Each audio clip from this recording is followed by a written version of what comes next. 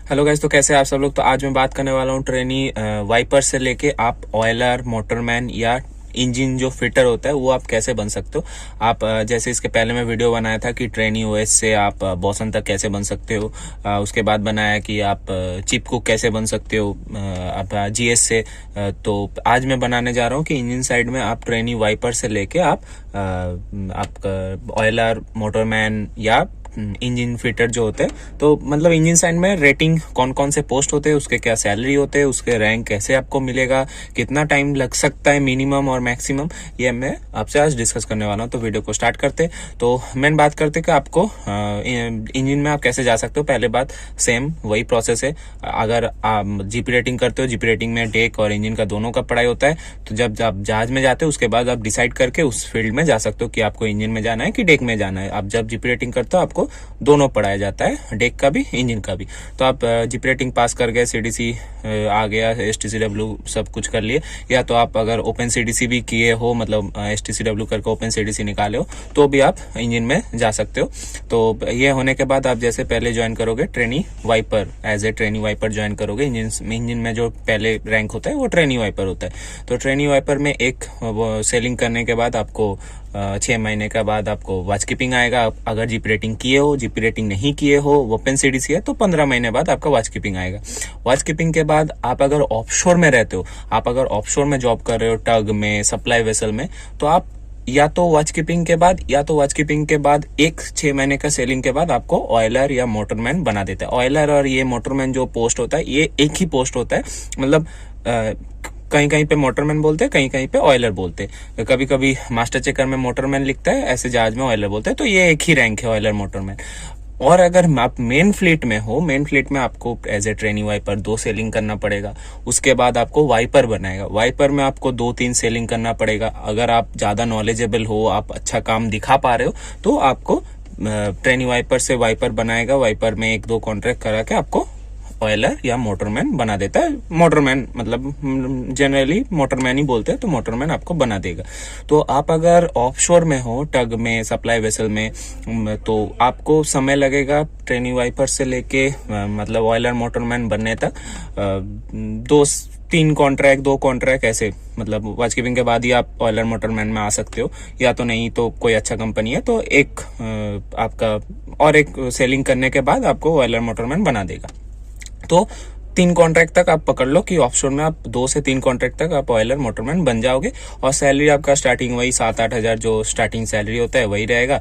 और बढ़ते बढ़ते आप ऑफशोर में भी एज ए ऑयलर मोटरमैन आप 50-55 तक, मतलब 50-55-60 तक भी ऑफशोर में आप कमा सकते हो। अगर बाहर गए तो इंडिया में 25-30-35 तक आपको मिल जाता है।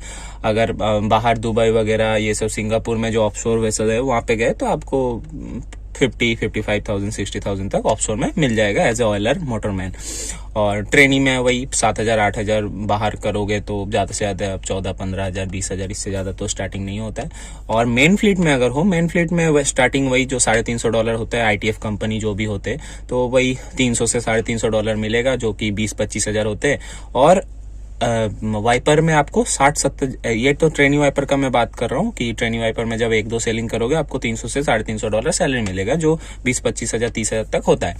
अगर आप उसके बाद मेन फ्लीट में हो, मेन फ्लीट में आप एज ए वॉच कीपिंग के बाद वाइपर में भेजा आपको, तो वाइपर में वो अच्छा खासा सैलरी दे देता है। 1100-1200, कहीं कहीं पे 1400 तक भी मिल जाता है। तो वहां पे आप पकड़ लो कम से कम 70-80 हजार, ये आप पकड़ के चल सकते हो कि 70-80 हजार आपको वाइपर में कोई भी एफजी जो कंपनीज होते हैं, कोई भी आप company, ITF company, Anglo, synergy, mask वगैरह, जो भी एफजी आईटीएफ कंपनी है, वहां पे आप अगर मेन फ्लीट में कर रहे हो तो आपको 70,000-80,000 एज ए वाइपर में मिल जाएगा। उसके बाद वाइपर में करने के बाद आप जैसे ही मोटरमैन ऑयलर बनोगे तो 1,10,000 तक सैलरी चला जाता है, आप बन सकते हो। और मेन फ्लीट में और एक क्या होता है, आप जैसे इतना हो गए, आप ऑयलर मोटरमैन बन गए, आपके पास अच्छा खासा एक्सपीरियंस है, 7-8 साल 10 साल का एक्सपीरियंस है, उसके बाद आप इंजन फिटर बन सकते हो। आप अगर इंजन साइड से हो तो आप इंजन फिटर बन सकते हो। इंजन फिटर बनने के बाद आपको सैलरी और ज्यादा बढ़ जाएगा। ऑयलर मोटरमैन से कम 500 400 $600 ज़्यादा मिलता है, तो पकड़ लो कम से कम 1,25,000 30 1,50,000 तक भी मिल जाता है। तो जैसे डेक में है ट्रेनिंग ओएस से आप ओएस बने, ओएस से आप एबी बने, एबी में अच्छा खासा सेल होने के बाद आपको बॉसन बनाता है। सेम डेक इंजन में भी ऐसे है, पहले आप ट्रेनिंग वाइपर बने, उसके बाद आप वाइपर किए, वाइपर में करने के बाद आपको ऑयलर मोटरमैन बनाया। उसके बाद अगर आपके पास अच्छा स्किल है, आप 6G सर्टिफिकेट निकाल लिए हो, मतलब 6G एक वेल्डिंग का सर्टिफिकेट निकालना पड़ता है वो, क्योंकि फिटर में आपको वेल्डिंग जरूरत है, तो वेल्डिंग का सर्टिफिकेट निकालना पड़ता है। तो वेल्डिंग का सर्टिफिकेट जैसे निकल गया, आपके पास अच्छा खासा एक्सपीरियंस है, तो आप इंजन फिटर में जा सकते हो। तो इंजन फिटर में और ज्यादा ऑयलर मोटरमैन से भी ज्यादा सैलरी मिलता है। तो वही बताया, 1,20,000 30 40 हजार तक अच्छे कंपनी में मिल जाता है। मतलब $2,500 तक भी मैं देखा हूँ, 2,000 से लेके 2,500, 1,800 से 2,000 तो किसी भी इंजन फिटर को मिल जाता है अगर एक्सपीरियंस है तो। ट्रेनिंग का बात नहीं कर रहा हूँ, इंजन फिटर में एक्सपीरियंस है तो 18 से 2,000 2,200 तक कोई भी दे देता है। 2,500 तक भी मैं सुना हूँ, देखा हूँ, तो ऐसे बंदे से भी मिला हूँ कि 2,500 तक भी सैलरी चला जाता है। तो ये था इंजन का प्रोसेस, ये आप कर सकते हो। OpenCDC निकाल के भी कर सकते हो, थोड़ा ज्यादा मेहनत होगा। जीप रेटिंग करके भी सेम वही ज्यादा मेहनत है, लेकिन जीप रेटिंग करने से क्या तो आपका नॉलेज ज्यादा रहता है। आप जब मतलब ट्रेनिंग करते हो तो आपको बहुत सारे पहले से नॉलेज हो जाता है, और जो OpenCDC निकाल के आता है उसको कुछ पता नहीं होता है। लेकिन अभी जिसके पास पैसा नहीं है तो वो OpenCDC निकाल सकते हो, लेकिन जिसके पास पैसा है आप कर सकते हो। 6 महीने का कोर्स है, ज्यादा नहीं है, तो आप अगर कर सकते हो तो मैं ऑब्वियसली बोलूंगा कि आप एटलीस्ट जीपी रेटिंग करके इस लाइन में आओ, तो आपको नॉलेज थोड़ा ज्यादा मिलेगा। तो जो भी है, वीडियो को इतना रखता हूँ। अगर और कुछ पूछना है इस वीडियो के रिलेटेड तो मुझे कमेंट बॉक्स में कमेंट करना, और वीडियो को अच्छा लगे तो लाइक शेयर सब्सक्राइब जरूर करना। चलो बाय।